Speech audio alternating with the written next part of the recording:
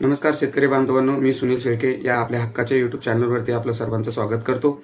शेतकरी मित्रांनो, आपण अद्यापर्यंत रब्बीची ई पीक पाहणी केली नसेल तर आपल्याला ई पीक पाहणी करता येते। हो, तारीख संपलेली आहे, मुदत संपलेली आहे। आता रब्बीची जी मुदत होती ती 1 डिसेंबर ते 24 जानेवारी होती, परंतु आता आपल्याला ई पीक पाहणी काय कारणास्तव आपली बाकी आहे, तर आपल्याला ई पीक पाहणी करता येते का? तर हो, आपल्याला त्या पद्धतीने आपल्याला ई पीक पाहणी करता येते।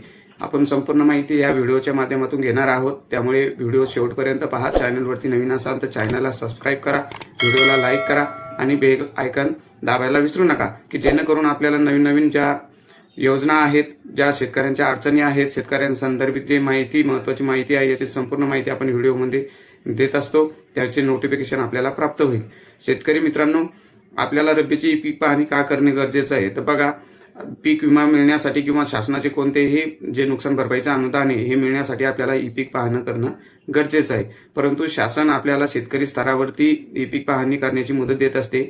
आपल्याला ई पीक पाहणी हे प्ले स्टोअरवरून जे ॲप्स आहे, ॲपच्या माध्यमातून आपल्याला ई पीक पाहणी करावी लागते, परंतु आता ती मुदत 1 डिसेंबर आणि 24 जानेवारी पर्यंतच होती। तर आता आपली ई पीक पाहणी करणं बाकी असल्यास आपल्याला सहाय्यक स्तरावरती आपल्याला ई पीक पाहणी करता येते। आता याची मुदत किती असणार आहे? तर 25 जानेवारी ते 10 मार्च या दरम्यान असणार आहे। तर आता सहाय्यक स्तरावर ई पीक पाहणी करायची म्हणजे कुठे करायची? तर आपल्याला आपले जे तलाठी कार्यालय आहे किंवा कृषी अधिकारी आहेत यांच्या मदतीने त्यांच्या पोर्टलवरतून त्यांना शेतात बोलून आपल्याला ई पीक पाहणी करून घेता येते।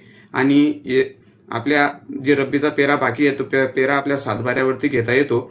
मित्रांनो, या 2 व्यक्तीकडूनच आपली ई पीक पाहणी करणं आता शक्य आहे, कारण आपल्या मोबाईलमधून स्वतः शेतकऱ्यांच्या लॉगिन मधून ई पीक पाहणी करण्याची शेवटची तारीख ही 24 जानेवारीच होती, ती संपलेली आहे। आता आपल्याला सहाय्यक स्तरावरती ई पीक पाहणी करून घ्यायची आहे आणि त्यांच्याशी संपर्क करायचा आहे, जेणेकरून आपल्याला ई पीक पाहणी करता येईल। शेतकरी मित्रांनो, अशाच नवीन नवीन माहितीसाठी आपण या यूट्यूब चॅनलला सबस्क्राईब करून ठेवा। धन्यवाद।